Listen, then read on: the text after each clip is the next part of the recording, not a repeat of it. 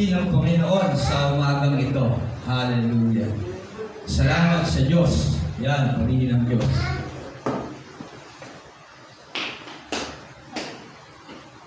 Amen. Purihin ang Panginoon. Libat kaya natin to. Amen. Purihin ang Diyos. Yan, salamat sa Panginoon. Amen. Amen. Ayaw dito, Awi. Amen. Amen.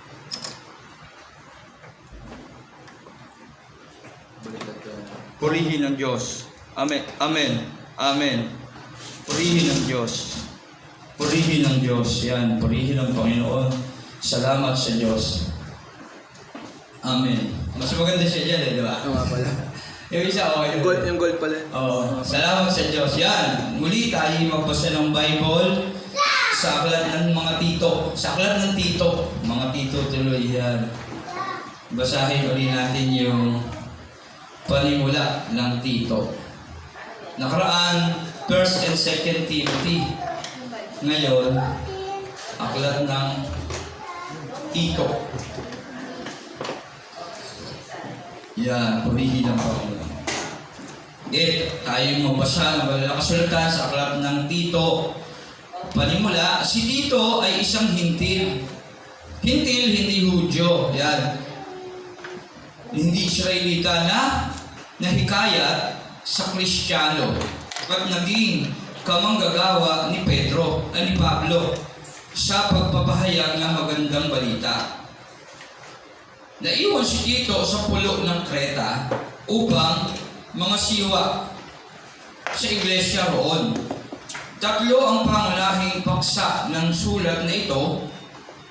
Una, ipinapaalala ni Pablo kay Tito ang mga katangiang dapat taglayin ng mga namumuno sa iglesia.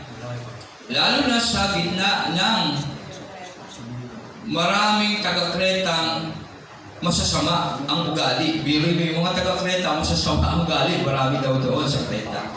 Ikalawa, pinapayuhan ni Pablo si Tito kung paano siya tuturuan.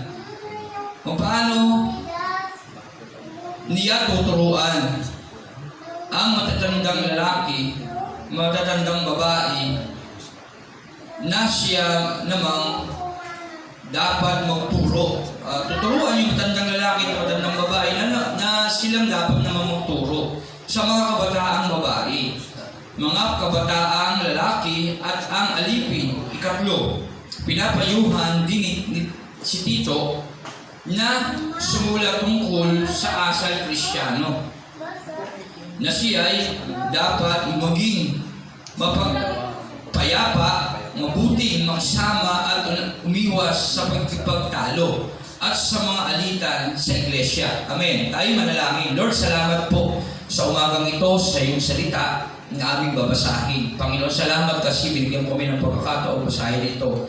Purihin ka, Panginoon. Nawa, gabayan po kami at ang iyong banal na Espiritu, Ama, sa pangalan ng aming Panginoong Hesus, pakipisalin po sa amin, maghari, Panginoon. At kami naman malaya na pinaghahari siya upang samahan kami.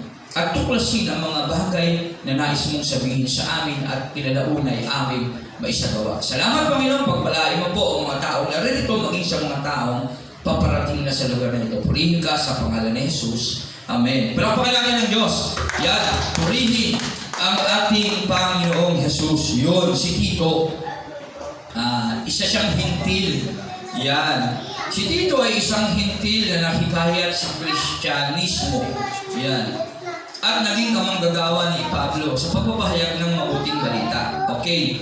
Si Tito ay isang hintil. Hindi siya... Ano yung sabihin ng hintil? Hindi Hudyo. Hindi Hudyo. Hindi Israelita. Tama ba? Yan. Na nahikayat sa pananampalataya Kristyanismo na kasama ni Pablo sa pagpapalaganap ng magandang balita, pag-share ng salita ng Diyos. Okay? At pinapayuhan niya, tinuturuan niya si Tito na turuan yung mga matatanda, lalaking babae, na magturo sa mga kabataang lalaking babae sa kanilang pananampalataya. Amen. Yun, Tito chapter 1. verse 1 to 16.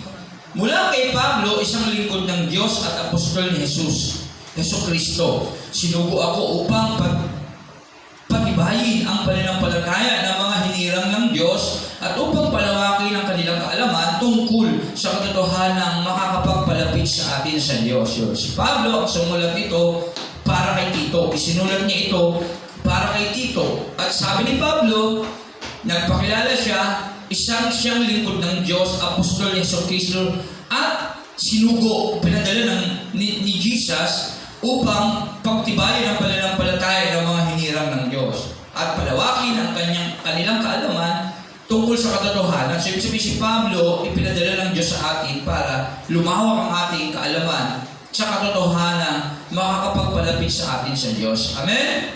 Yan. At bigyan sila ng pag-asa sa buhay na walang hanggan bago palikhain ang sanglibutan. Ang buhay na ito ay ipinangako ng Diyos na kailan may hindi sinungaling. Yan. Pangako ng Diyos yan na bigyan tayo ng buhay na masagana at ganap. At hindi sinungaling ang Diyos, sabi Pablo. At alam naman natin yun. Ipinahayag niya ito sa kaniyang salita sa takdang panahon. At ako ang napagkatiwala ang mangaral nito ayon sa utos ng Diyos na ating tagapagligtas. Sumulat ako kay Tito na tunay kong anak sa pananampalataya. Sumainyo nawa ang pagpapala at kapayapaan mula sa Diyos Ama at mula sa ating tagapagligtas na si Hesus Kristo. Si Tito, hindi niya talaga tunay na anak yan. Nasa laman na baka ma-misunderstand kayo doon. Anak niya sa pananampalataya, tinuturing niyang anak niya si Tito. Yan. Parang si Timothy. Okay? Yan. Anak niya sa pananampalataya. Lahat tayo magkakapatid at mag-aama't ina sa pananampalataya sa ating Panginoong Hesus. At pagdating naman natin doon, talagang magiging mga magkakapatid na tayo. Amen. Yan. Sa gawain ni Tito sa Kreta. Mga gawain ni Tito sa Kreta. Tito 1:5. Iniwan kita sa Kreta upang ayusin mo. Kasi si Tito, binigyan niya na atasan ni Pablo. At iniwan siya sa Kreta. Iniwan kita sa Kreta upang ayusin mo ang mga bagay na dapat pang ayusin at upang pumili ka ng mga matatandang mamamahala sa iglesia sa bawat bayan. Ayon sa inuutos ko sa inyo. Kanina ano sabi ni Pablo tungkol sa mga taga-Kreta? Masasama ang ugali. Yung mga taga-Kreta. Maraming taong masasama ang ugali. Sabi ron. Pumili ka ng mga taong walang kapintasan. So, ibig sabihin na ito, yung mga leader na dapat italaga ni Tito. Kasi si Pablo, inaatasan si Tito sa Kreta na pumili sa kanilang iglesia doon ng mga leaders na dapat manguna sa kanilang iglesia doon sa Kreta. At ito yun. 6, pumili ka ng mga taong walang kapintasan. Wow, perfect Yung mga walang kapintasan. Ano naman yung mga taong walang kapintasan? Sa paanong paraan namin malalaman na wala silang kapintasan sa paningin mo, Pablo? Sabi rito, pumili ka ng mga taong walang kapintasan, isa lamang ang asawa. Kwalifikasyon na walang kapintasan, isa lang ang asawa, hindi dalawa. Kasi noon, dalawa-dalawa sila Mga Old Testament, mga kay Solomon, ilan? 700 yung asawa niya, lingkod. 300 yung, tama ba? O baliktad ako? Asawa niya, kababayan niya, parang gano'n. So 1,000 yun Tama ba? Hindi ako nagkakamali. Yan. Isa lang ang asawa at ang mga anak ay mananampalataya at hindi magugulo o matitigas ang ulo. So, ibig sabihin, ang kwalifikasyon para kay Pablo, ang gusto niya, na inuutos niya kay Tito, na magiging leader sa iglesia, si church nila doon, yung walang kapintasan. Ang unang kwalifikasyon, dapat, ang leader, isa lang asawa. Okay? Hindi dalawa. Hindi tatlo. O hindi higit pa. Isa lang. At dapat, kung may anak siya, puro mananampalataya, puro Christian. Tama po ba? Kaya sa church dapat, mga leaders din dapat ganoon talaga. Mananampalataya at hindi magulo o matigas ang ulo. Yung mga anak.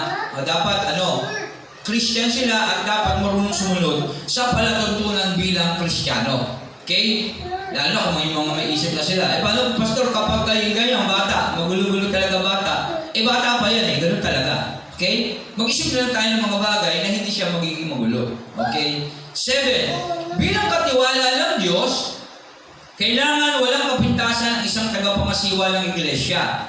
Hindi siya dapat payabang, hindi magagalitin, hindi lasenggo, hindi mapusok o sakim. Yan yung mga dapat wala sa kanya.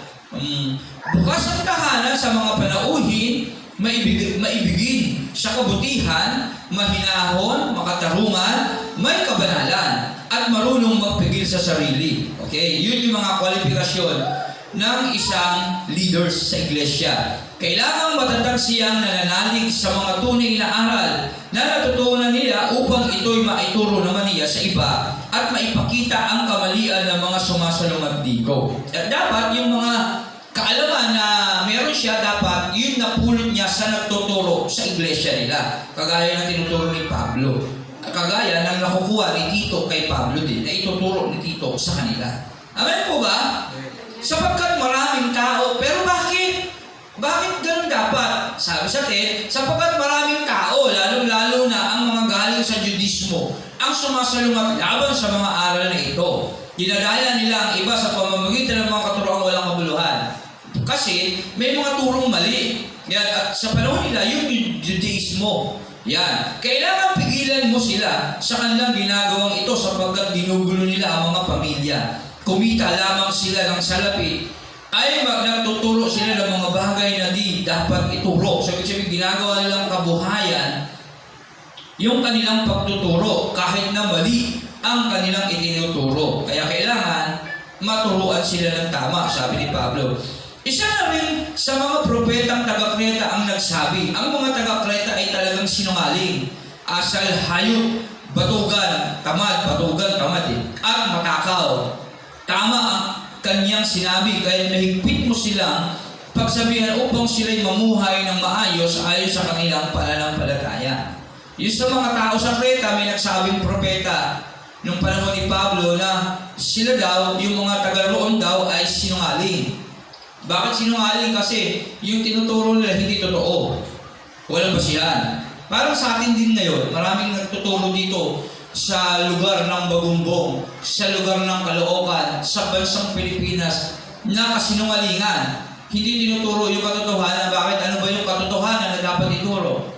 Si Jesucristo na namatay at muling nabuhay. Dapat yun ang itinuturo ng lahat. Kaya lang, maraming reliyon na hindi naniniwala kay Kristo. Tama po ba? Mali ang kanilang paniniwala. Kaya ganoon din sa Kreta. Ang taga-Kreta ay talagang sinungaling. Tuturo lang hindi totoo. Haka-haka, puro-puro lang nila. Gawa-gawa lang ng kanilang mga isip. Asal at hayop. Ano yung ibig sabihin ng asal at hayop? Yung kapag sinuka niya, kinakain niya, yung mga aso, di ba? Galing na sa kasalanan, nagbago, babalik na naman. Parang gano'n. Paulit-ulit. Sala sa init, sala sa lamig. Batugan, tamad, hindi nagtatrabaho.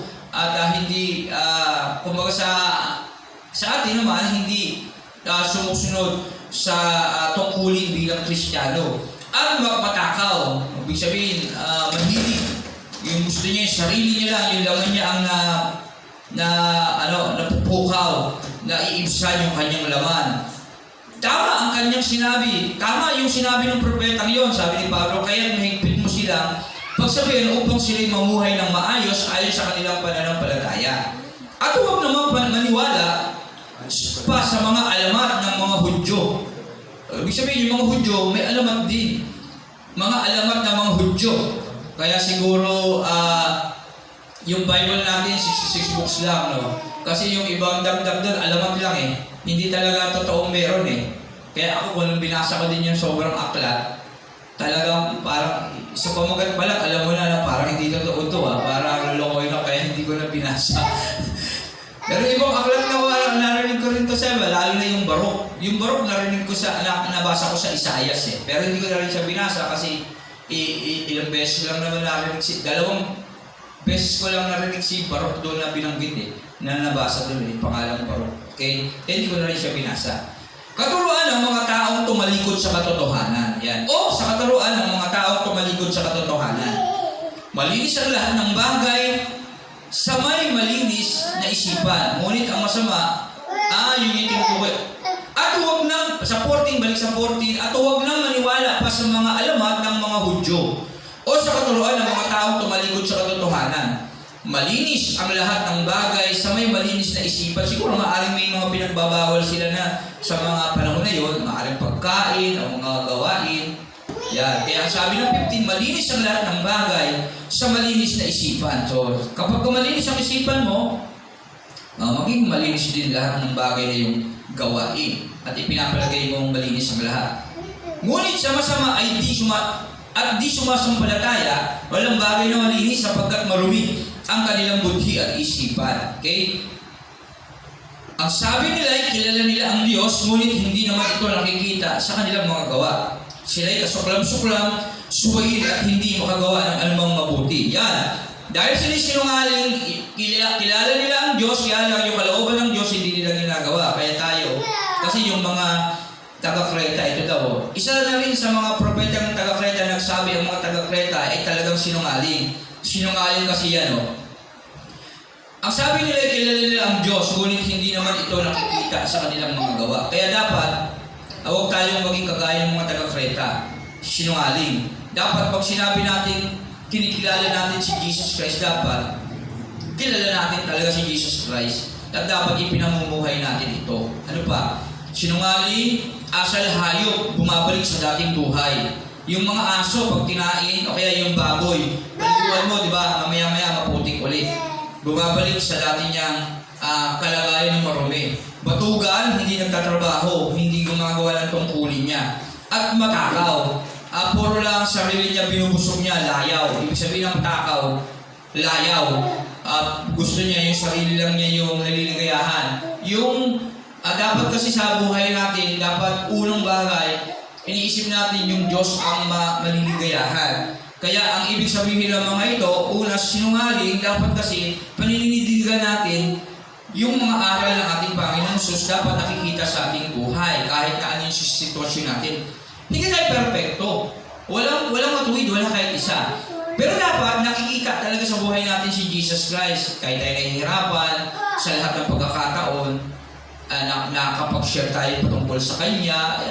Kung mga katibayan na nakikita sa buhay ng si Jesus Christ, dumating sa mundo, nagturo at nangaral ng mabuting balita.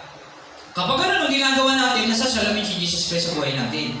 Na kaya nagsishare dapat tayo sa iba. Okay? Hindi man tayo perfecto kasi kadalasan pag sinabi mong kamukha ka ni Jesus Christ, perfect agad yung naiisip mo, tao ka lang. Tama?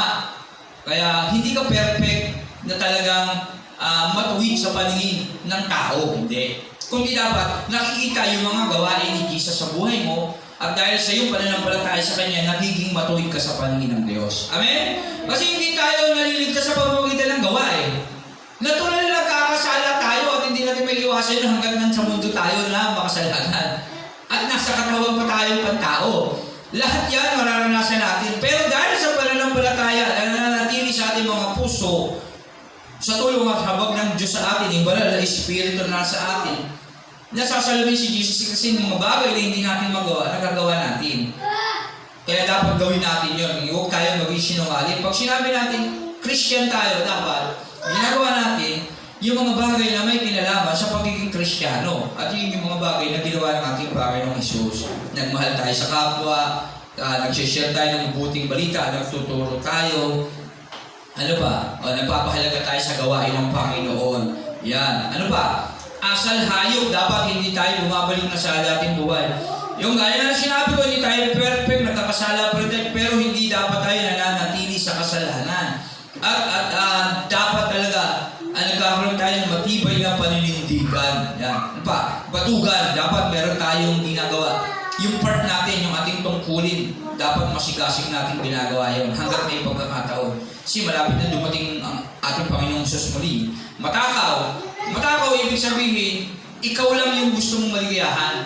Wala kang pagkakataon maligayahan ng Diyos, hindi mo binibigyan ng puwang. Hindi mo inuuna ang Diyos, kundi sa lahat ng pagkakataon, inuuna mo yung sarili mo. Ang focus mo palaging sarili mo. Ang center ng buhay mo, sarili mo. Okay? Yun yung ibig sabihin ng matakaw.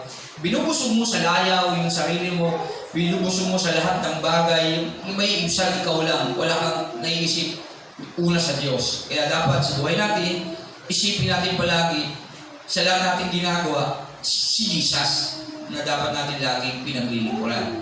Amen. Yan. Okay. Tito, chapter 2. Muna, chapter 1, ang pamagat niya, mga gawain ni Tito sa Creta. Yun yung dapat ginagawa ni Tito. Na inatasan ni Pablo si Tito sa chapter 1, turuan yung mga matatandang lalaki at babae na turuan yung mga kabataan sa pagkakilala sa ating Panginoong Hesus, yung tinuturo ni Pablo, si Jesus Christ naman. At dapat hindi sila na nakikinig sa mga maling katuruan at sa mga alamat ng mga Hudyo, kundi dapat ang katuruan ng ating Panginoong Hesus ang dapat nilang pagtibayin sa kanilang buhay. Amen? Tito, chapter 2, ang wastong pamumuhay. Maiksi lang ang Tito, hanggang 3 lang ito eh. Sa chapter 2 na tayo, ang wastong pamumuhay. Ang ituro mo naman ay ang mga bagay na naayon sa wastong aral. Ayan, sabi ni Pablo kay Tito, ituro mo naman yung mga bagay na naayon sa wastong aral, yung mga tamang aral. Ano yung mga bagay na yun? Sabihin mo sa mga matatandang lalaki na sila'y maging mahinahon. Yung mga magagandang wastong aral na yun na itinuturo dapat ni Tito ay ang pagtuturo sa matatandang lalaki na sila'y ano yung wastong aral? Una, mahinahon mangaral. Maging mahinahong mangaral. Mapagpigil sa sarili. At maging matatag sa pananampalataya, pag-ibig at pagtitiis. Parang narinig nyo na yan, no? Saan nyo nababasa yan? Bunga ng Espiritu. Yan, ang bunga ng banal na Espiritu sa Galatians 5:22-23. Yan, kaya yung ituturo, yung katangian na yon. Sabihin mo sa matatandang lalaki na sila'y maging mahinahon, marangal, mapagpigil sa sarili, at maging matatag sa pananampalataya, pag-ibig at pagtitiis. Yun yung wastong aral na sinasabi ni Pablo na ituro dapat ni Tito. Sabihin mo sa matatandang babae na sila'y mamuhay na may kabanalan. Sa matatandang babae naman, dapat sabihin daw ni Tito. O tayo, dapat ituro natin sa matatandang babae na sila'y mamuhay na may kabanalan. Huwag maninirang puri kasi karamihan sa mga tandaan maraming mga kakilala yan. Iba-iba yung mga kakilala nila. Kuminsan, nakakatulala nila yung kapwa nila. Okay? Huwag maninirang puri. Huwag maglalasing. Noong panahon, no, may mga babae din naglalasing, ha? Hindi lang sa panahon natin. Kaya, hindi rin tayo nagtaka dito. Meron din, di ba? Mga matatandang naglalasing babae. At kahit nga hindi babae, matatanda ay bata pa, naglalasing na. Sabihin mo sa mga matatandang babae na sila'y mamuhay na may kabanalan. Kabanalan, ano ibig sabihin ng kabanalan? Huwag maninirang puri. Hindi naninirang puri ang may kabanalan. Huwag maglalasing at hindi naglalasing. Kaya sabi ng 1 Peter 1:15-16 sapagkat ang Diyos na lumalang sa inyo ay banal, dapat din kayong magpakabanal. Kaya kapag gusto natin magpakabanal, dapat hindi tayo naglalasing. Tama po ba? Lalo na sa mga babae. Kundi magturo sila ng mabuti upang maakay nila ang mga kabataang babae na mahalin ang kanilang mga asawa at mga anak. Yun, tama. Ang mga kabataang ito ay kailangan ding turuan na maging mahinahon. May mga kabataan naman, turuan na maging mahinahon. At ang magtuturo niyan yung mga matatandang babae. Yung mga nakatatanda, sila ang magtuturo sa mga nakababata. Kaya, kung papansinin natin ito, yung Tito, sinulat ni Pablo para kay Tito, sinasabi ni Pablo kay Tito, naturuan niya yung matatandang lalaki at mga babae na magturo din sa mga nakakabata. Kaya, pansin nyo, alin ang pansin nyo doon? Nas, binibili ni Pablo kay Tito sa isang iglesia nila sa Creta. Kasi sa Creta to eh. Ano na pansin nyo? Dapat lahat marunong magturo. Tama ba? Hindi lang mga pastor, hindi lang mga teacher. Okay? Mga elders dapat nagtuturo. Kaya tayo mga nakakatanda dapat nagtuturo. Mga elders. Elders sa church. Nagtuturo sa nakababata. Kaya huwag lang natin iasa mga pastor sa mga teacher yung pagtuturo. Hindi. Tungkulin niya ng mga pastor mga aral. Hindi. Kagaya ni Stephen. Si Stephen, hindi naman pastor eh. Pero marunong siyang mangaral ng salita ng Diyos hanggang ayun nga yung kinamatay niya, pinagbabato siya hanggang sa mamatay. Sa pangangaral niya patungkol kay Jesus. Kaya yun yung ibig sabihin ni Pablo. Sa isang iglesia dapat marunong magturo at mangaral. Kasi yun, yung katibayan na sinasabuhay natin yung buhay ni Jesus. Hindi yung material na ugali. Kasama yun. Hindi yung kabutihan. Kasi nilalang tayo ng Diyos, wagis at kalarawan niya, likas sa atin yung mabuti kasi ang Diyos ay mabuti. At hindi lang yun, nakakain sila Ebatada ng bunga ng punong kahoy na bibigay kaalaman sa mabuti at masama. Kaya alam natin talaga gumawa ng mabuti. Yun nga lang, gamit yung sarili natin. Pero ang mabuti na sinasabi ng banal na kasulatan, spiritual. Mabuti na ang Diyos ang mabuti. Na ang banal na espiritu ang tumutulong sa ating gumawa noon. Kaya yung bunga, ang banal na espiritu na may pag-ibig. Okay? Tama mo ba? Naiintindihan naman? Kasi likas sa tao na alam niya talaga ang mabuti. Kasi nilalang tayo, lahat mabuti eh. Okay?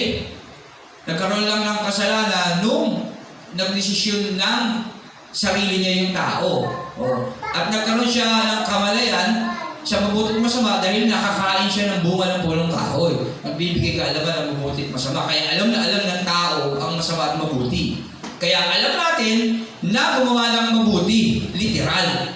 Okay? Pero ang gustong sabihin ng Diyos sa atin, yung mabuti na nais niyang makita sa atin na kabutihan, yung spiritual, yung pag-ibig. Okay? Yung buhay ni Jesus Christ na dapat nakikita sa atin. Kasi si Jesus Christ lang ang mabuti sa paningin ng Diyos. Naiintindihan po ba? Kaya dapat nakikita sa buhay natin si Jesus. Hindi tayo na mabuti sa palagay natin na ginagawa natin. Kundi si Jesus na tinanggap natin na mabuti sa ating puso. Sa pamamagitan ng banal na espiritu na binigay niya sa atin. Sa pamamagitan ng pananampalataya natin sa Kanya. Amen? Upang maakay nila ang mga kabataang babae, dapat yung matatanda, mga elders ng church, sila yung nagtuturo sa kabataan. Salin-salin lang yan. Hindi lang mga pastor. Hindi si Pablo, hindi lang din si Tito. Si Tito, tuturuan niya yung mga elders. Yung mga elders naman, tuturuan yung mga kabataan. Yun ang gusto ni Pablo.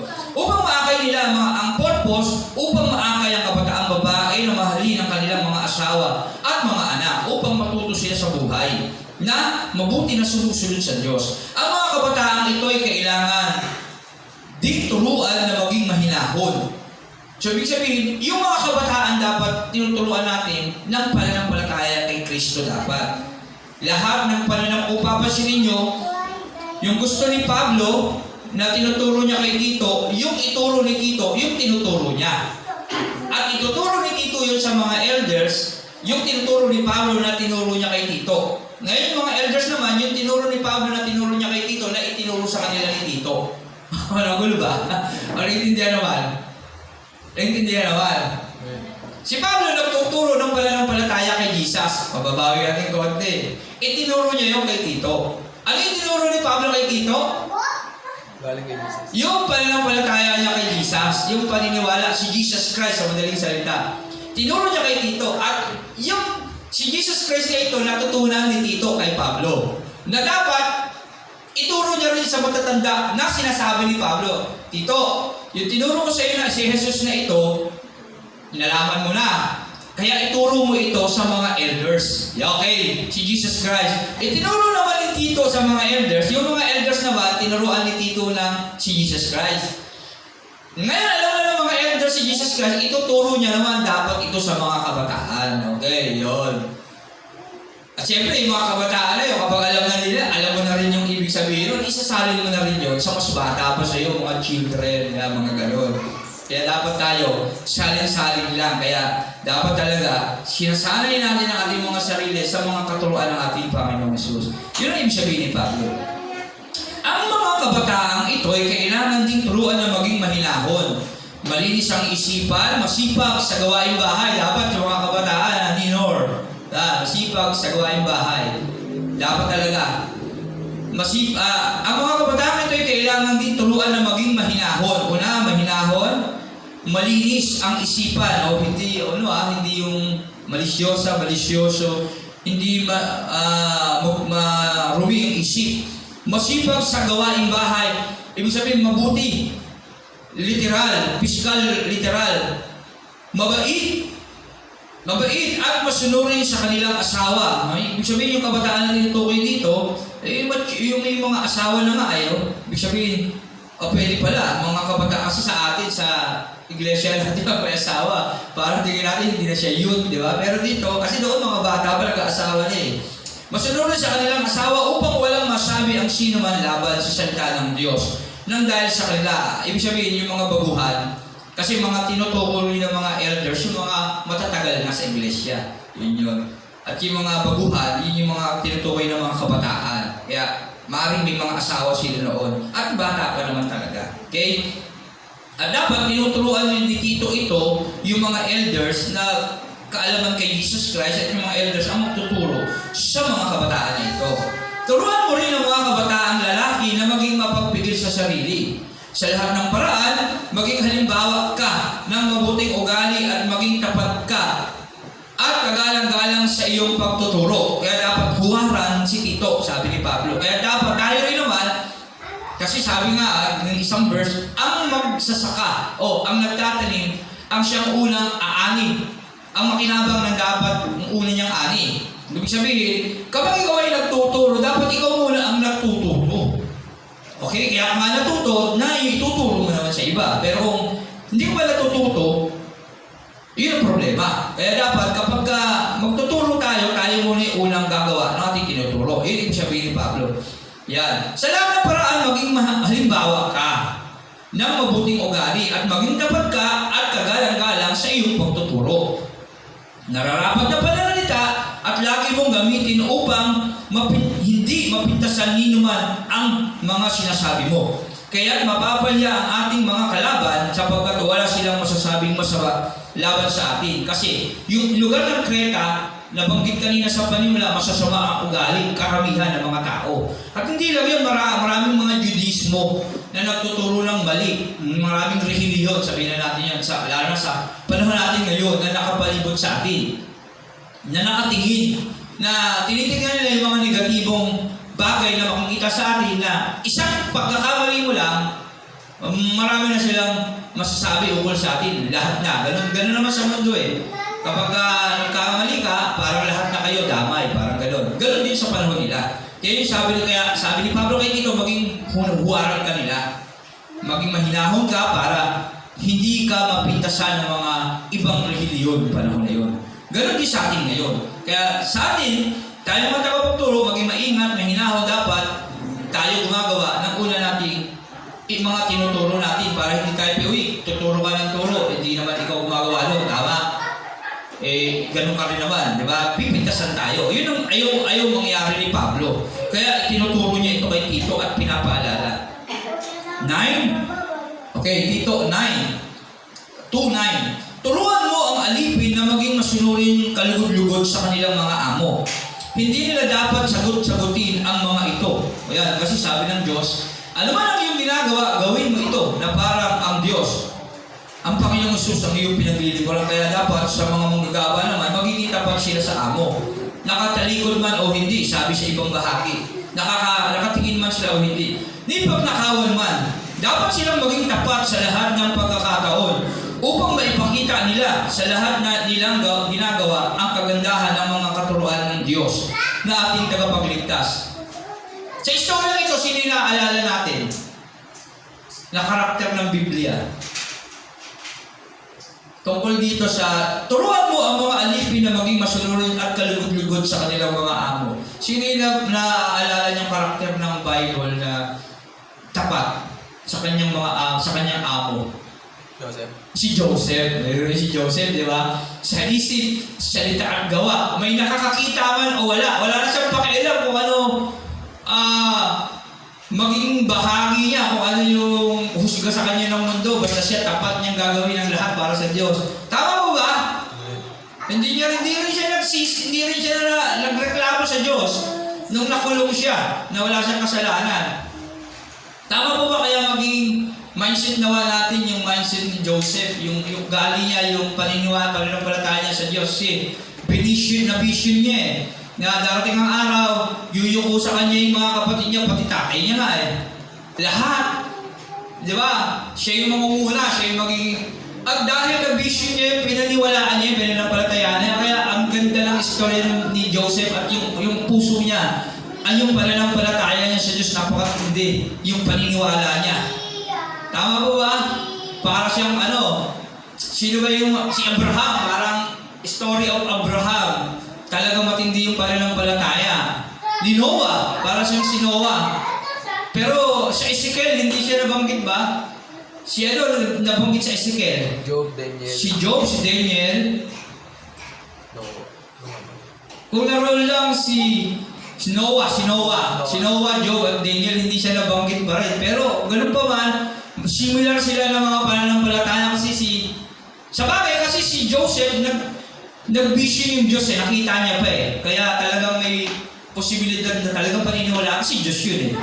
Sila Abraham, si Noah, si Job, si Daniel, actual eh.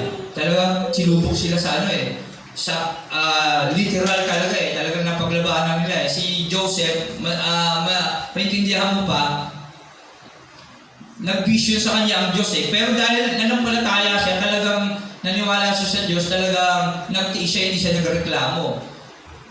Tinapon siya, pinagtangkaan siyang patayin ng mga kapatid niya, kaya kapatid niya na yan, tinapon siya sa balon, binenta siya sa mga ngalakal, binenta siya ng mga ngalakal sa Egypt, pinagkatiwalaan siya, tapos pinagpintangan siya, na ginahasa niya yung, pinagsamantalahan niya yung asawa ni Potiphar, na nakulong siya, wala siyang reklamo. Kasi alam niya na talagang may magandang bukas sa kanya.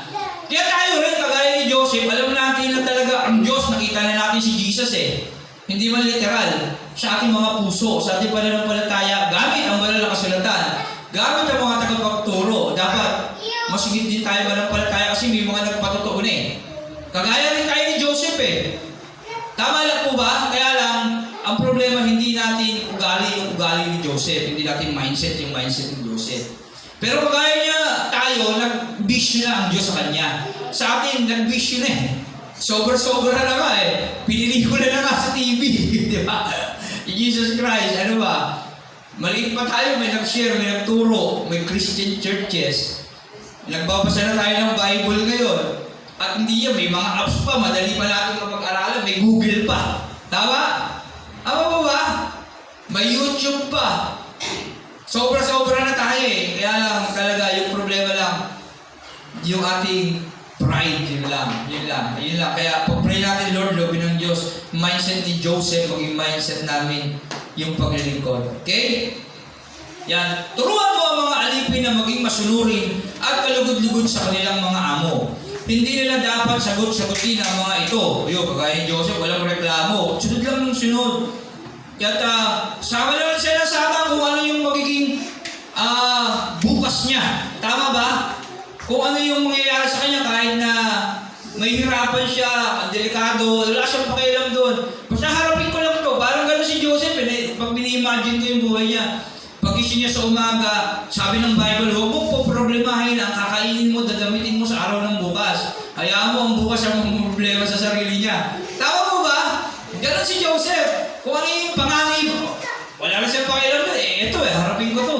Kasama ko naman ng Diyos eh. Tama? Kaya sa buhay natin, gano'n din tayo. Huwag na tayo mag-alala. Yan, i-apply na natin yan. Kagaya ni Joseph, kaya purihin ng Diyos. Ang dami natin natutunan sa aklat ng Tito. Nahuhukay niya yung mga karakter na kaya sa lahat ng pagkakataon, ang sarap magbasa ng Bible eh. Kaya yun, tuloy natin magbasa. Ni pag nakawan man, dapat silang maging tapat sa lahat ng pagkakataon upang maipakita nila sa lahat nilang ginagawa ang kagandahan ng mga katuruan ng Diyos na ating tagapagligtas. Sapagkat nahayag na ang kagandahang loob ng Diyos nagdudulot ng kaligtasan sa lahat ng tao. Yan. Sapagkat nahayag na, lalo na sa atin ngayon, talagang nahayag na. Ang dami ng mga preacher ngayon eh, kahit sa mga Facebook eh. Tama, may mga reels, tama, may mga, yun nga, may YouTube, may online, may mga Christian churches na malalaki, nandiyan, nangangaral, may mga worship song, pwede kang makinig. Wala ka lang takas eh, kaya sasayin na lang eh. Sapagkat nahayag na ang kagandahang loob ng Diyos na nagdudulot ng kaligtasan kaligtasan sa lahat ng tao. Ito ang nagtuturo sa atin upang talikuran ang makamundong pamumuhay. Kaya nasa sa atin na. Gayahin natin si Joseph na talagang naninindigan sa pananampalataya niya sa Diyos. At damdaming makalaman at upang makapamuhay tayo ngayon ng may pagpipigil, matuwid at karapat-dapat sa Diyos. Amen? Kaya, yan. Habang inihintay natin ang dakilang araw na ating inaasahan, ito ang pagbabalik ng ating dakilang Diyos at tagapagligtas na si Jesucristo. Yan, ito yung dakilang araw. Ano yung dakilang araw? Yung pagbabalik ng ating Panginoong Jesus. Bakit kaya dakilang araw yung araw na yun? Kasi doon natin makikita siya ng personal at makukuha yung mga reward natin na iniipon. Amen? Kasi hindi naman natin kayamanan yung kayamanan natin ngayon dito sa mundong ito. Temporal lang ito, yung mawawala. Ang tunay na kayamanan natin si Jesus. Amen? Ang pagdating ng panahon, mahayag kaya. Dakilang araw yun na dapat natin panambikan na mayroong kasabikan yung pagbabalik ng ating Panginoong Jesus. Inihandog niya ang kanyang sarili upang palayain tayo sa lahat ng kasamaan at linisin tayo upang maging bayan niyang masigasig sa paggawa ng mabuti. Yan ay yung dahilan kung bakit namatay si Kristo sa krus at muling nabuhay. Ano ang dahilan? Upang maging bayan niyang masigasig sa paggawa ng mabuti. Ano ang mabuti? Ano yung mabuti? Ano sabi ni Jesus? Ang Diyos lang ang mabuti. Tama po ba? Kasi yung, ano ba yung tinutukoy yung gawa rito? Yung sariling gawang mabuti? Hindi. Yung kalooban ng Diyos na dapat natin sundin. Ano ang kalooban ng Diyos? Ang makipag-isa kay Kristo. Kasi si Kristo lang ang magiging katibayan na tayo mabuti sa paligid ng Diyos. Amen? Kaya kailangan natin mabuhay sa buhay ni Kristo. Yun ang kalooban ng Diyos. At pakikipag-isa kay Kristo. Kaya ka tinuturo ni Pablo yun si Jesus Christ kay Tito. At si Tito, tinuturo niya naman si Jesus Christ sa mga elders. At yung mga elders na ito dapat ituro si Jesus Christ din na natutunan nila kay Pablo at kay Tito na ituro sa kabataan. Okay? Yun po yung ibig sabihin nila. Okay? Ipahayag mo ang lahat ng ito at gamitin mo ang iyong kapangyarihan sa pagpapalakas ng loob at pagsaway sa iyong mga tagapakinig. Huwag mong hayaang hamaking kanino man. Parang si Timothy lang. Sinabi niya, huwag mong hayaang hamaking kanino man. Sabihin mo yung totoo. Okay? Sabihin mo yung mga natutunan mo sa Panginoon na itinuro namin sa iyo. Yung mga turo kasi na mali, kailangan niyang panindigan at ituro din sa mga nagtuturo ng mali. Pero huwag kang makikipagdebate, sabi dito. Mahilahon. At magturo, sabi doon, parang hindi ka mapi kasi inaabang ka, aasarin ka niyan Pag nakipag-away ka na, yan may Christian bang magagalitin? Nasusulat, tandaan natin, ang diablo nananampalataya din at nanginginig pa. At alam niya rin ang salita ng Diyos kagaya ni Jesus, nasusulat. Sa iyong mga anghel, ikaw ay kagubigin. Di ba? Sabi ni Jesus, nasusulat.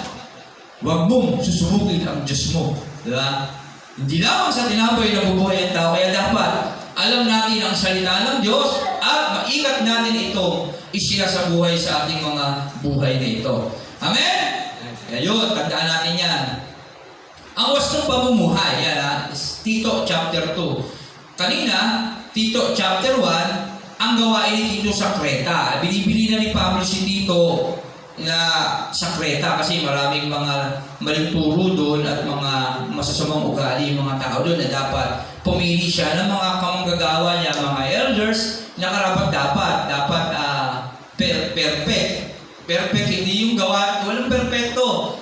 Pero siyempre nung panahon, kailangan niya na hindi dapat sila mapintasan, kaya dapat nakikita talaga na dapat sila maging leaders at nakita natin doon yung mga kwalifikasyon. Tapos yung wastong pamumuhay, yan dapat itinuturo natin sa lahat si Jesus Christ. Okay? Dito na tayo sa 3. Ang dapat na maging ugali ng mga Kristiyano. Ito yung katangian at mga ugali na dapat maging natin mga Kristiyano. Paalalahanan mo ang mga kapatid na magpasakop sa mga pinuno at may kapangyarihan. Una, sabi dito, dapat ang mga ugali ng mga Kristiyano ay dapat marunong magpasakop. Okay? Tama po ba? Una pa lang, Tito 3:1. Ang dapat na maging ugali ng mga Kristiyano, una dapat, sabi dito, una pa lang, magpasakop sa mga pinuno. Paalalahanan mo mga kapatid na magpasakop sa mga pinuno at may kapangyarihan. Yan, mga pinuno. Sa atin, siyempre sa iglesia at siyempre sa ating komunidad na ito. Sundin ang mga ito at laging maging handa sa paggawa ng mabuti. Sa ating kongregasyon, dapat magpasakop tayo sa namumuno, sa pastor, sa mga leaders ng church. At dapat, sabi rito, sundin ang mga ito at laging maging handa sa paggawa ng mabuti. Ano ibig sabihin nun? Dapat, lagi din natin silang inaalala sa lahat ng pagkakataon. Nag-iisip din tayo ng mga bagay na mga kabuluhan para din sa kanila. Okay? Pag-uwalan mo silang magsalita ng masama laban kanino man. At turuan mo silang maging mahinahon at magalang sa lahat ng mga tao. Sabihin, huwag kang sabihin mo sa kanila, huwag kang magsasalita ng hindi maganda kanino mang tao. Huwag kang mga hahamak, parang gano'n. At turuan mo silang maging mahinahon. Maging mahinahon, magalang at sa lahat ng mga tao. Mahinahon, magalang, maunawain, at magalang sa lahat. Noong una tayo yung mga hangal, hindi masunurin. Naliligaw at naging alipin ng mga mundong damdamin. At lahat ng uri ng kalayawan, naghahari sa atin ng masamang isipan at pagkaingit tayo kinaputan ng iba at sila'y kinaputan din natin. Iyon ang ibig sabihin. Dapat mahinahon at magalang sa lahat ng tao. Kasi dati, ito kasi tayo, sabi doon. Naliligaw tayo, naging alipin ng mga mundo. Ang iniisip lang natin, sarili natin, layaw, luho, yan. Kaya dapat magalang ka sa lahat. Dapat hindi lang ikaw yung iniisip mo, kundi naiisip mo rin yung kapwa mo kung ano yung mabuti para sa kanila. Nagkakaroon tayo ng concern, yun ang ibig sabihin, ng magalang at mahinahon. Yung magalang, concern. Concern ka sa damdamin niya ay, alam mo yung mga bagay na ikatatampo niya, ikagagalit niya, hindi mo nagagawin. May concern ka na, naaalala mo na siya, ay parang kailangan niya ng tulong. Tutulungan mo siya. Yun ang ibig sabihin dito. Yan. Noong mula, tayo mga hangal, hindi masunuri, naliligaw, naging alipin ng mga mundong damdamin, lahat ng uri ng kalayawan, layaw, luho, naghari sa atin ang masamang isipan, nagpag-iisip ng hindi maganda sa iba, pagtatangka, pagpaplano, ng pagiging sakim, panggugulang, yan, yung pag-iisip ng masama. Lahat ng nasa isip natin, ano ba yung naisip natin? Panggugulang, ano pa? Naisipan natin siyang hamakin, tuksuhin, na tinatawanan natin siya. Yan. Ano pa? At pagkaingit, gusto mong maangkin yung kanya, ganda naman nun. Bibili ako na mas maganda dyan, bakit yung kanya? Parang gano'n, parang naiingit tayo. Tayo kinaputan ng iba. At sila ay ginatihan natin. Kinaputan din natin, ginagantihan natin yung mga bagay na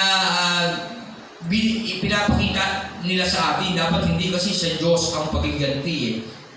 Dapat sabi, maging mabuti tayo. Huwag lang sa mabuti sa atin, kundi pati sa mga malulupit din sa atin. Okay? Kahit na talagang sobrang sama nila sa atin, dapat maging mabuti tayo. Kaya lang, hirap, no? Sa totoo lang, ang hirap talaga eh.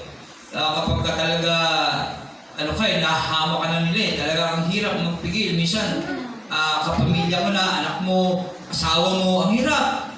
Lalo na sa ibang tao, ang hirap. Kapag tinatamaan na talaga yung pride mo eh. Mahirap talaga. Lala, sasaktan ka na. Ang hirap talaga magpigil. Pero ganoon pa man, yun ang kailangan natin gawin. Sabi rito ni Pablo kay Tito. Yan. Kinaputan ng iba at sila'y kinaputan din natin. Ngunit, na mahayag sa atin ang kabutihan ng pag-ibig ng Diyos na ating tagapagligtas. Ngunit, yan, pag nakilala natin si Kristo at yung Holy Spirit na sa atin yan, iniligtas niya tayo hindi dahil sa ating mabubuting gawa, kundi dahil sa kanyang habag sa atin. Tayo ay pinanak na muli sa pamamagitan ng tubig at tayo rin ay binago ng Espiritu Santo. Yan ang ibig sabihin dito. Nung nakilala natin si Jesus, andyan na yung Holy Spirit, huwag na tayo mag-alala, tutulungan tayo ng banal na Espiritu. Gawin at tanggapin ang lahat ng bagay na hindi natin kaya. Okay? Kaya sikapin lang natin na dapat buksan yung ating puso sa Kanya. Masagalang ipinagkaloob ng Diyos sa atin ang Espiritu Santo sa pamamagitan ng ating tagapagligtas na si Jesucristo. Kaya sabi ng Revelation 3:20, kumakatok ako sa pintuan ng inyong puso, kundi rin din naman ako'y papasok at kakain kasalo ninyo. Kaya ang kailangan natin, buksan ang ating iyong puso sa banal na Espiritu upang pagharian niya tayo. Upang tayo gawing matuwid. Yan, tandaan nyo. Yan ang role ng Holy Spirit. Ginagawa niya tayong matuwid sa pamamagitan ng kanyang kagandahang loob. At tayo maging tagapagmana ayon sa pangakong buhay na walang hanggan. Yon ang Holy Spirit. Ginagawa niya tayong matuwid sa paningin ng Diyos at hindi lang yon. Tagapagmana ng buhay na walang hanggan. Kaya tayo nagiging anak ng Diyos dahil sa banal na Espiritu. Okay po ba? Naiintindihan na natin kaya pag nagtanong na ano ba role ng Holy Spirit? Tito 3:7, upang tayo gawing matuwid sa pamamagitan ng kanyang kagandahang loob. At tayo maging tagapagmana ayon sa pinangakong buhay na walang hanggan sa ibang salin, siya ang tatak ng kaligtasan. Kaya i-search nyo na lang yun. Tatak. Pagka nag-type ka ng tatak sa apps na cellphone, magandang balita, lalabas yun sa ibang salin, sa ibang aklat. Okay? Ayun kasi ang banal na Espiritu. Mapagkakatiwalaan ang aral na ito. Kaya ang nais ko'y buong tiyagamong ituro ito sa mga nananalig sa Diyos upang ilaan nila ang kanilang sarili sa paggawa ng mabuti.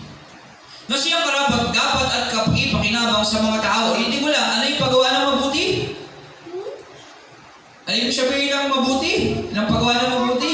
Paggawa ng kalooban ng Diyos. Kasi ang Diyos lang ang mabuti. At ang mabuti ay may pag-isa kay Kristo. Ngayon, ano ba ginawa ng Kristo? Sinunod ang kalooban ng Diyos, walang iba. Sinunod ang kalooban. Kaya tayo rin na nakipag-isa kay Kristo, dahil nakipag-isa tayo sa Kanya, binigay yung banal na Espiritu sa atin, magagawa na natin ang kalooban ng Diyos sa buhay natin. Amen? Yun ang totoo. Karapat-dapat kapakipakinabang sa mga tao. Iwasan mo, kaya nga sinabi dito yan, magagawa na kanilang sarili sa paggawa ng mabuti na siyang karapat-dapat at kapakipakinabang sa mga tao. Kasi kapag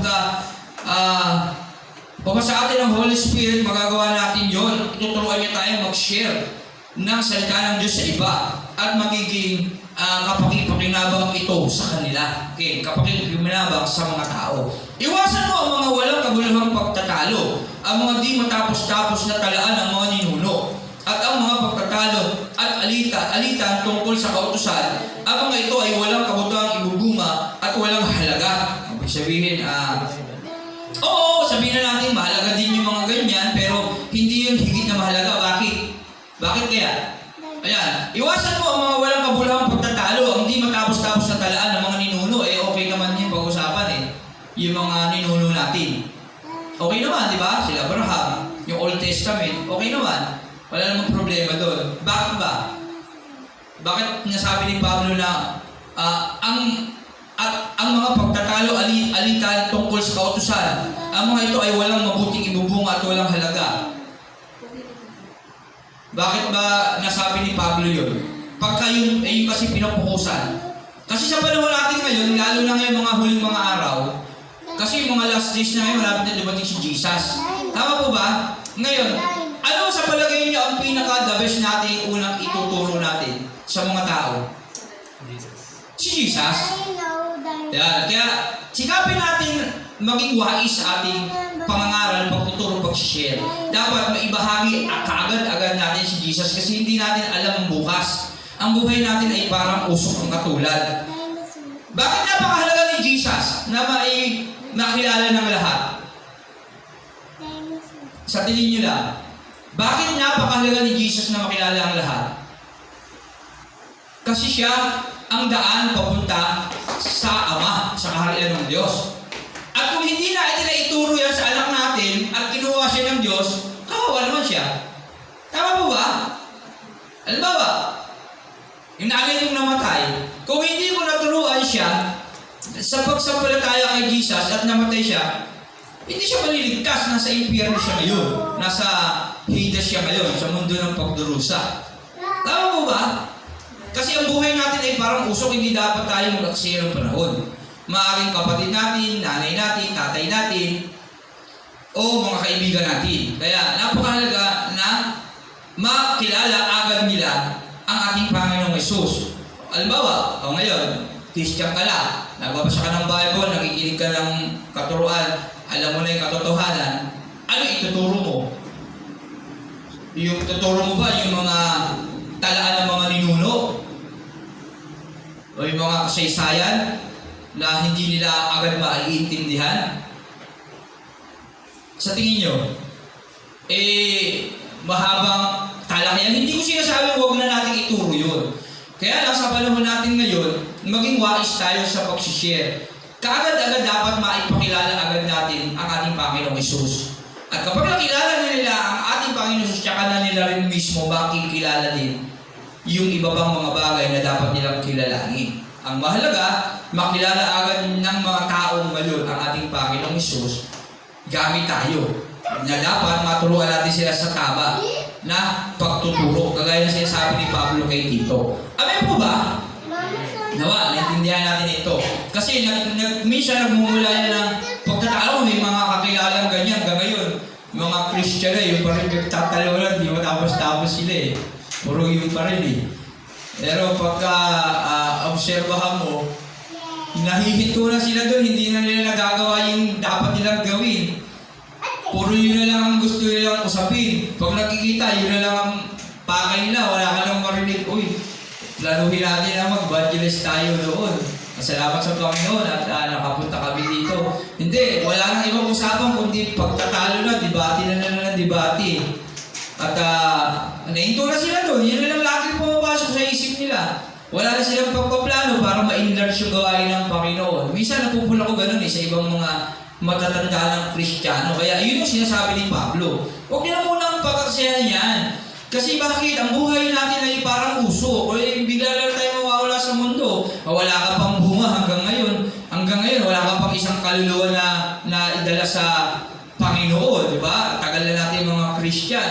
Wala pa tayong nagawa sa Diyos. So kung wala pa ako halos nagagawa sa Diyos, patuloy ako na Lord, tulungan mo ko, nawa, loobin mo na wasakin mo po yung mga hadlang sa aking daraanan upang higit ko pang magawa ang tungkulin ko sa iyo. Amen? Dapat meron tayong mindset na gano'n kagaya ni Jose. Di ba? Si Jose nag-busy sa kanya. Nanampalataya siya. Tayo, higit pa tayo kay Jose sa totoo lang. Sa kanya sa panaginip lang eh. Tama. Pero hindi siya naging tamad. Kasi kanta pa, naginip lang kita. Doon ay kaya kong ipunin lahat ng bituin. Di ba? Sa panaginip lang siya tamad eh. Lagi siya tulog kasi sa panaginip doon lang siya gumagawa. Paano ka makakakilos nun? Natutulog ka lang, di ba? Doon ay kaya kong, ipagbawal buhos ng ulan. Sa panaginip lang kita. Lagi siya tulog, tamad. Kaya siya nabigo. Kaya tayo nabigo kagaya ng kanta na yun, di ba? Nabigo siya nun eh. Doon lang siya sa panaginip nagtagumpay. Dapat tayo gising. Magtagumpay tayo. Amen? Kaya gawin natin yung mga bagay na dapat natin gawin. Kagaya ni Jose. Yan. Hindi tayo sa kanya totoo lang eh, kasi pinakita ng Diyos sa atin, hindi lang sa panaginip. Sabi ng Hebreo, yung mga taong nabuhay sa pananampalataya nang iwan sila ng mga katangiang dapat nating gayahin. Talagang literal, nasaksiyan natin, pinalabas pa nga sa the Bible, 10 Commandments. So, nasaksiyan na natin na totoo, si Meshach, Shadrach, Abednego, totoo, si Noah, totoo pala sila. At di lang yung pinatunayan yun ng mga pelikula na nababasa natin sa Bible na talagang totoong nangyari at hindi lang yung kung magsisearch tayo ng history, talagang may mga nagpapatunay. Maging mga scientifico na talagang nag-exist sila. May mga librong na hukay na talagang sila ang sumulat. Nagdaang taon, libong taon lang lumipas. Amen? Hindi kagaya ni Jose, na naginip lang siya. Pininulaan niya. Tayo hindi. Nabasa natin na nagiginip si Jose, pinatunayan pa ni Jose sa atin sa iba pang mga kasama niya. Tama? Ng mga tagal New Testament pa na nakabasa rin sa kanila. Tama mo ba? Kaya sa ito, dapat sobra-sobra na tayo sa turo eh. Kung ano lang ang Diyos, kukutungan na tayo ng Diyos eh. Buti na lang ang Diyos ay malawak, talagang maawain, mahabagin eh. Amen, di ba natin masunod yung mga bagay na paulit-ulit niyan tinuturo. Kaya pag-pray natin yung puso, kasi ang problema talaga yung pride natin eh. Yun yung problema, kaya hindi natin magawa. Yung pride natin, yun yung nagiging hadlang. Kaya loobin ng Diyos na tayo ay maging mababa ang kalooban ng masunod natin ang kanyang kalooban sa atin. Yan. Yun ang umaharang talaga yung pride. Yun yung nagiging tabing. Yun tayo. Yung nagiging hari sa sarili natin, yung sarili natin isip. Kasi dahil nagiging matatakotin tayo, hindi tayo sumusunod sa Diyos. Hindi natin kaya magsakripisyo. Kagaya ni Jesus Christ, nagsacrifice siya. Okay, Diyos siya. Tapos nabuhay siya na mahirap. Ano kaya mangyayari sa akin kung ikaw tao? Ano kaya mangyayari sa akin sa earth pagka naging tao ko, di ba? Pwede mo isipin yun kung ikaw si Jesus eh. Kung nasa langit ka, Ama, ano kaya, bagamat omnipotent, omniscient, all-knowing God, isipin mo kung tao ka, naging tao ka, ano kaya mangyayari sa akin sa earth kapag naging tao ko, di ba? Pwedeng isipin niya, alam niya yun eh. Alam niya yun, kasi all-knowing siya, alam niya maghihirap siya dun, kasi ang hirap buhay ng tao eh. Pag wala kang trabaho, gutom ka. Tama? Tapos, kapag magtuturo ka ng totoo, hindi ka paniniwalaan. Kasi titignan yung buhay mo, mahirap lang kasi ako, karpintero ako eh. Hindi ako paniniwalaan ng mga Pariseo. Tama? Ako rin yung naisip ko eh, paano kung magiging pastor? Magpipreach ako dyan eh, pag dumaan ako dun, may dala-dala akong figurine, ang bigat para akong akit ng bundok. Di ba? Nakakahiya. Tapos magpipreach ako ng word of God, paniniwalaan ba ako dun? Ng mga taong nadadaanan ko dyan? Di ba? Tama po. Parang si Jesus. Panwala kaya ako ng tao kapag nag-preach ako, anak lang ako ni Joseph at ni Mary. Nagchichismisan pa nga sila si Mary, nabuntisan eh. Tama! Ang hirap lang struggle ni Jesus na pero buti na lang, ginawa niyang modelo yung sarili niya para sa atin. Para hindi na natin tignan yun, tignan natin siya na ginawa yung bagay na yun. Amen? Kaya ano ba lang yung ginagawa? Gawin mo ito na parang ang Panginoong Isus ang iyong pinaglilingkuran. Huwag ka na tumingin sa tao. Kaya kasi titignan mo yung sarili mo, hindi ka makakatuloy. Kaya sabi ni Pablo, tumatakbo ako sa baligsahan. Yan, let us run with endurance the race God has set before us. Kasi prinalo na ng Diyos yun, umpisa pa lang. Hindi ba tayo nilalalang ng Diyos na plano na yan? Gumawa na ako siya ng mundo ng paglilipatan natin mga sumasampalataya sa Kanya. At dapat, kunin natin yung mundo na yon. Amen? Dapat puntahan natin yung mundo na yon, bagamat hindi pa natin yun nakikita. Amen po ba? Kagaya ni Joseph, handa siyang harapin ang lahat ng mga bagay na dapat niyang harapin sa araw ng bukas. Wala siyang pakialam doon. Ang mahalaga, alam niya na meron siyang tatahaking lugar na para sa kanya at yun ay yuyukod sa kanya ang lahat. Tama! Ganon din si Abraham. Hindi niya iniisip yung mga yaman niya, ng pamilya niya na ang kanya. Pumunta siya sa lugar kung saan hindi siya kilala at dayuhan siya. At wala na siyang pakialam doon kasi meron siyang lugar na hinahanap na higit na nararapat para sa kanya. Ganon din si Moises. Ituturing na siyang anak ng prinsipe, ng hari, magiging prinsipe na siya ng Egypt. Dahil sa gusto niya ng totoong tahanan na talagang kanya, na bayan niya, hindi niya tinanggap ang pagiging prinsipe ng Ehipto. Amen? Kasi meron siyang lugar para sa nararapat, para sa mga kagaya niyang sumasampalataya sa Diyos niya. Amen?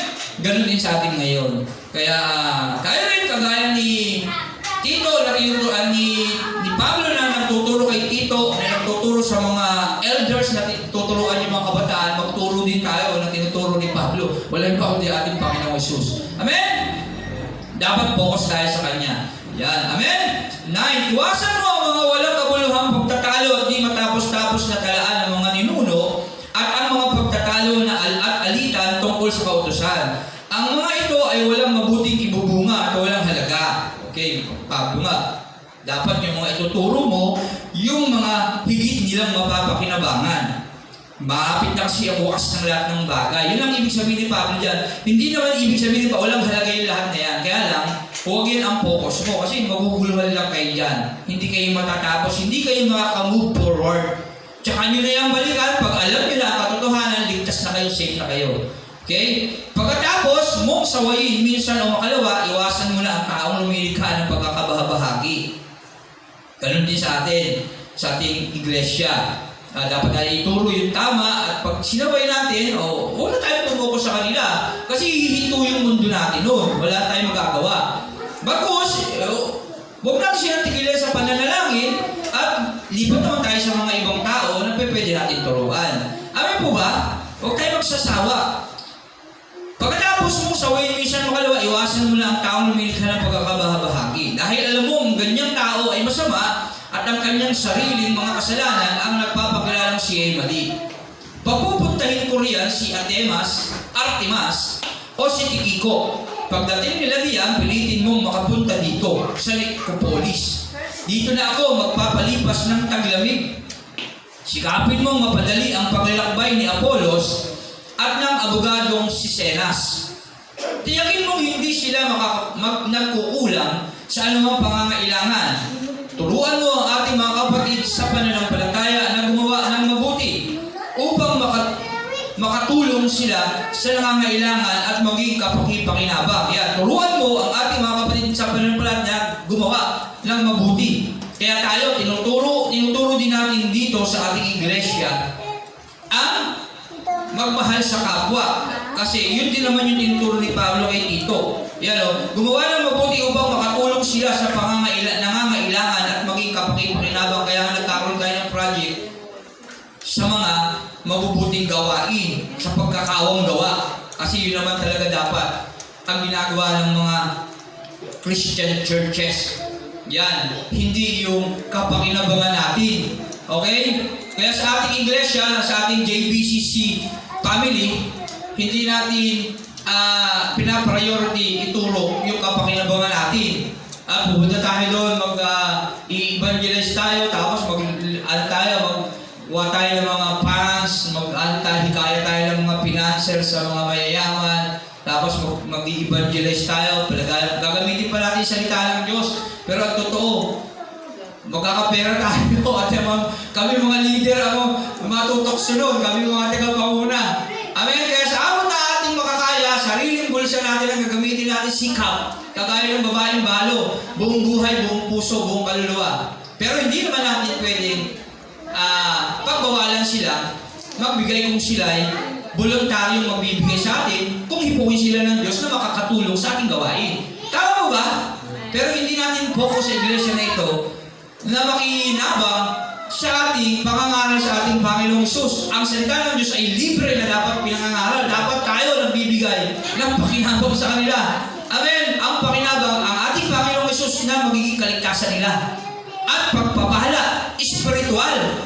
At kung meron tayo din lang naman na material na may bibigay, ba't di natin sila bigyan para makatulong din tayo literal sa kanilang mga mahihinang pananampalataya. Amen? Strategy yun para higit nilang makilala ang Diyos ko yung buti ng tao na ito. Kahit hirap na hirap siya, baon siya sa utang, bakit nagagawa niya akong tulungan? Tama po ba? Ang sarap pakinggan nun. Sabi ng Bible, di ba magdusa kayo sa paggawa ng mabuti? Huwag lang sa paggawa ng masama. Tama? Hirap na hirap ka sa buhay mo, pero may tao ka na tulungan. Tapos, kung naririnig mo lang yung usapan nila, ang sarap na pakiramdam nun. Higit sa lahat sa Diyos. Amen? Kasi higit kang kikilalanin ng Diyos na anak niya pag ganun kasi ganun din siya. Si Jesus Christ na mahirap, na mayaman, naging mahirap para sa atin. Amen? Kaya tayo rin, kung tayo ay nagiging mahirap alang-alang kay Kristo, ikalulugod niya yun sa ating mga buhay. At kinalaunan, pagdating ng panahon, aanihin natin yun. Kaya sabi ng Bible, huwag kayo magsasawa sa paggawa ng mabuti kasi darating ng araw, aanihin nyo rin ito. Tama? Kayo rin ang aani. Tama po ba? Kaya gano'n. Kaya sa ating buhay, isipin natin kung paano tayo makakapagbigay kaluguran sa iba. Huwag puro tayo ang makikinabang. Magkaroon tayo ng bahagi sa ating Panginoon sa pananampalataya. Ugnayan sa Diyos at pagmamahal sa Diyos at pagmamahal sa ating kapwa. Yun ang itinuturo ni Pablo kay Tito. Kaya inaatasan niya si Tito at si Tito naman, isipin nyo, ang daming tinuturo ni Pablo sa kanya. Tama? May narinig ba kayo sa talata na ito? Ano ba yan? Pablo, ang dami mo naman inuutos. Nagreklamo din ba si Tito? Pagod na ako na lagi, ako na ba lahat? Ako na lahat ba gagawa nito? Wala, di ba? Kasi, gano'n ang mga Christian. Sa lahat ng pagkakataon, pag alam niyang tama ang dapat niyang gawin, hindi na niya magre-reklamo. Gagawin niya yan. Bakit? Ano ba lang yung ginagawa? Ginagawa mo yan para sa ating Panginoong Hesus. Amen? Kaya dapat din tayo gumawa ng gano'n. Huwag na natin, kasi si pastor kasi si sister kasi si brother Huwag na gano'n. Gawin mo lang yung tama dahil ginagawa mo yun dahil sa Panginoong Jesus. Maging responsableng anak tayo ng Diyos. Amen? Bakit? Kasi malapit na dumating ang wakas ng lahat ng bagay. Malapit na dumating muli ang ating Panginoong Jesus at pagdating ng araw na yon, haharap tayo sa hukuman niya. At tatanggap na hatol base sa ating mga ginawang mabuti at masama dito sa mundong ito nang tayo'y nabubuhay pa.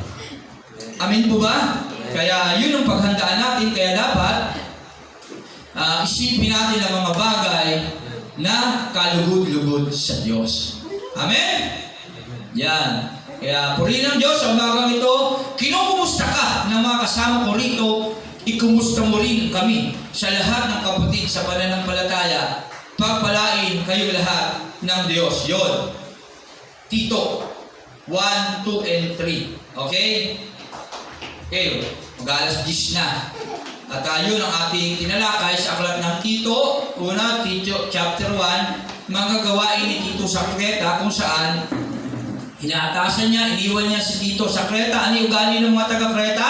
Sama. Masasamang ugali. Matatakaw. Sinungaling batugan. O, sinungaling, tamad, batugan. Kaya tinuturuan niya, at Tito, turuan mo yung mga matatanda dyan na sila yung magturo sa kabataan. Okay?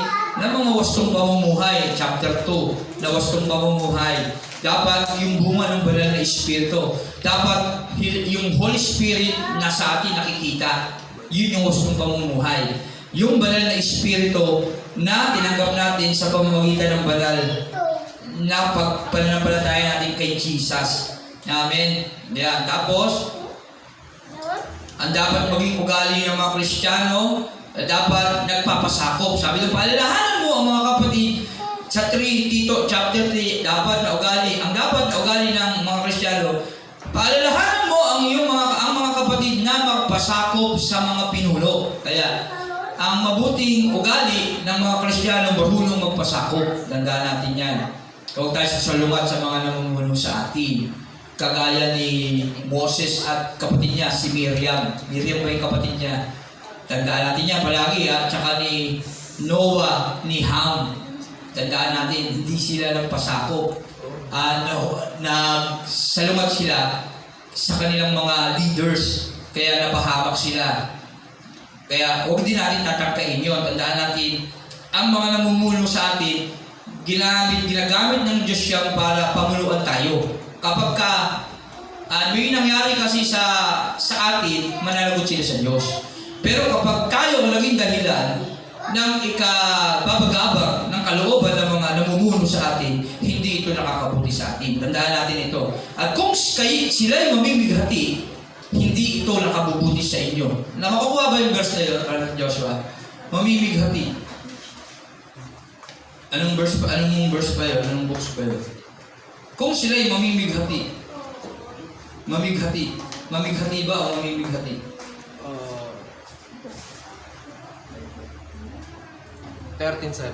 Hebreo 13:7. Pasakop kayo at sumunod sa mga namamahala sa inyo. Sila'y may pananagutang mga laga sa inyo. Pananagutan kasi ng mga leaders, pastor sa isang iglesia yan. Kasi pastor ang pinuno sa iglesia. Sila'y may pananagutang mga laga sa inuutusan sila ng Diyos eh. Kaya tinawag sila para utusan ng Diyos. At kay Adan, kay Eva, si Adan, yung nilalang ng Diyos, sa kanya itinalaga ang lahat. Siya yung personal na inutusan. Si Eva nagkasala, pero nagkasala rin si Adan. Bakit kasi? Pananagutan ni Adan yun eh. Kaya pagkakasala ni Eva, si Adan ang may kasalanan doon kasi hindi niya na panagutan yung kaalaman ni Eva. Dapat, Eva, bawal ito Bili na ng Diyos. Huwag kang kakain ng bunga ng punong kahoy na ito. Okay? Kaya pananagutan niyo. Sa ganun din siya namumuno. Kami ang unang nag-aaral ng salita ng Diyos, kaya namin ito tinuturo eh. Ang nagtatanim siyang unang dapat umani. Kami dapat ang unang natututo. Ay, ito pala. Napatunayan namin ito, ituturo namin ito. Tama? Kaya pananagutan namin yun. Pag nagmali kami ng turo, patay kami sa Diyos. Yan o. Sila may pananagutang magalaga sa inyo at mananagot sila sa Diyos ukol diyan. Kung sila'y susundin ninyo, magagalak sila sa pagtupad ng kanilang tungkulin. Gaganahan kami, ang daming attendance ngayon at nakikita ko, lumalalim sila sa salita ng Diyos at nangangaral pa sila ng aking pinangangaral. Kagaya ni Pablo ni Tito. Galak na galak kami niyan at magpupuri kami ng lalo pa namin pag-iigihan. Sisipagin sa aming tungkulin, pero dapat lang naman kami maging masipag kahit na nanghihina kayo. Kung hindi, sila'y mamimighati. Kung hindi naman ninyo, sundin sila at hindi sila nagala at sila'y mamighati, kami mamighati, hindi ito makakabuti sa inyo. Ano na ibig sabihin nun? Huwag kayo maging sanhi ng pagkakasala. Ano pag ang isang lingkod ng Diyos nalungkot at nagalit, nagkasala, naging sanhi na ng pagkakasala, yung pinagmula doon. At ang sabi doon, huwag yung susubukin ang Diyos ninyo. Dahil kakilakilabot ang mahulog sa kamay ng Diyos. Tandaan natin yan. Kaya isipin natin yan palagi sa ating mga buhay. Magkaroon tayo ng banal na pagkatakot sa Diyos. Kasi ang Diyos ay mapalibubuing Diyos. Mabuti ang Diyos, napakabuti, malawak, maunawain, pero may utos ang Diyos na dapat natin sundin. At sa Diyos, ang utos ay utos, sapagkat ang Diyos ay Diyos ng kautusan. Amen? Na pag sinabi niya, tiyak ay gagawin niya. Kaya meron tayong mga consequences. Pero salamat din sa Panginoon kasi ang kanyang habag at awa ay magpawalang hanggan. Hanggang tayo nabubuhay, meron tayo kapatawaran. Okay? Kaya bumalik at bumalik tayo sa Diyos. Kaya sabi ng Hebreo 10, Brother Joshua 26, Hebreo 10, 26. Matapos nating malaman at tanggapin ang katotohanan at magpatuloy pa rin tayo sa pagkakasala, wala nang handog na may alay pa sa ipapatawad ng ating mga kasalanan. Kasi pagka kumilala tayo sa Diyos, narinig natin ang pangangaral, totoo yun tinanggap mo ang katotohanan, tinanggap mo ating Panginoong Hesus, kaya lang, tumalikod ka, nagpatuloy pa rin tayo sa pagkakasala, hindi mo pinanindigan, nanghina ka, wala nang handog na may alay para sa ipagpapatawad ng ating kasalanan. 27. Ano na mangyayari?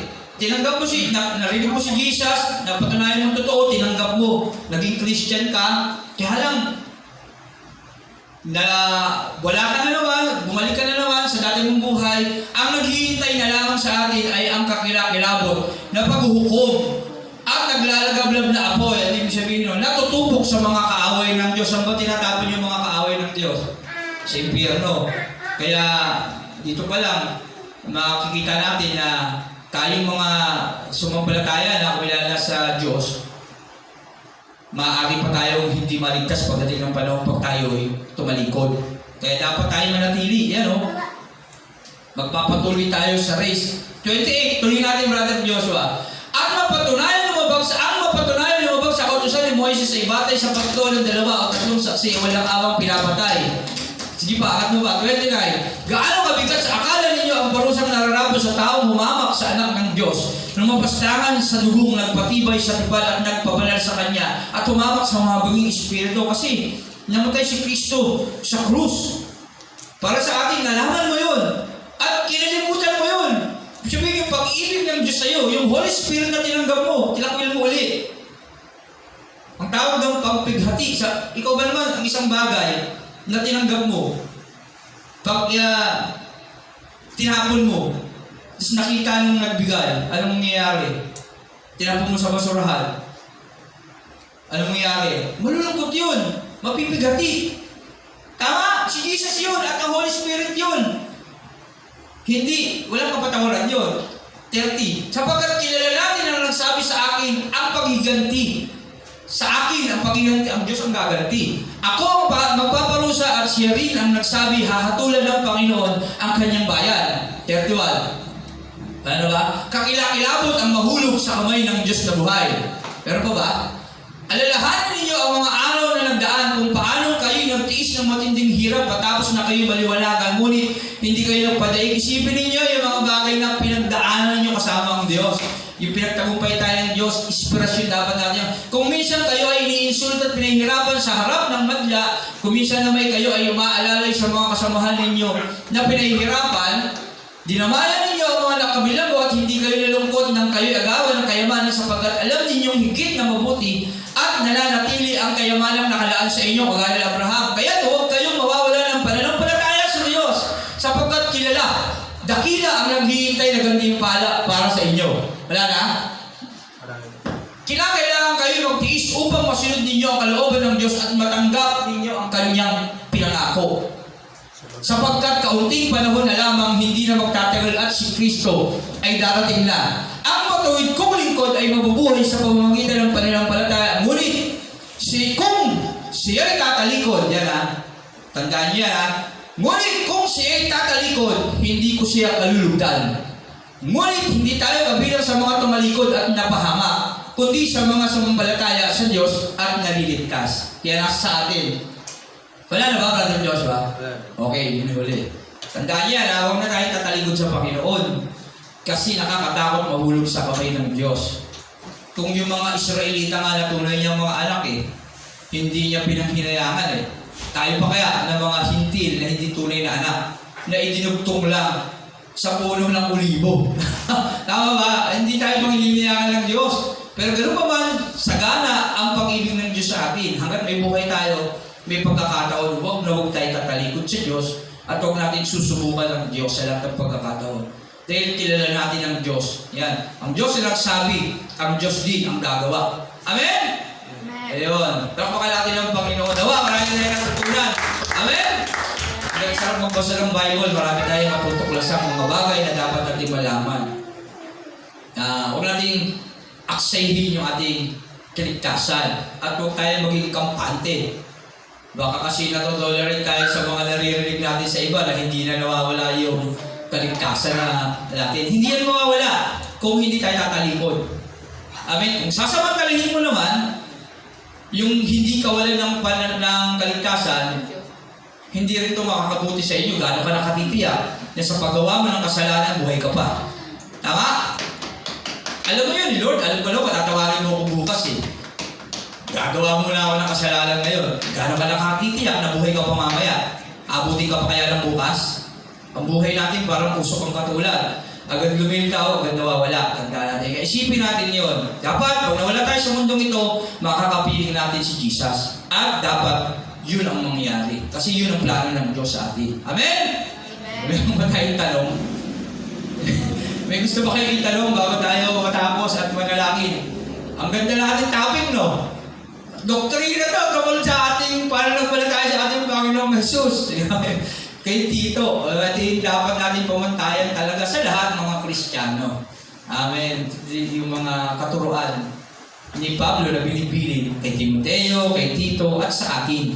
Amen. Ang dami nating, ganun yung salita ng Diyos lumalawak. Kapag binubulay-bulay natin at iniisa-isa yan, nauukay niyan yung mga bagay na dapat natin malaman, kahit pa ito sa ating mga ninuno. Amen?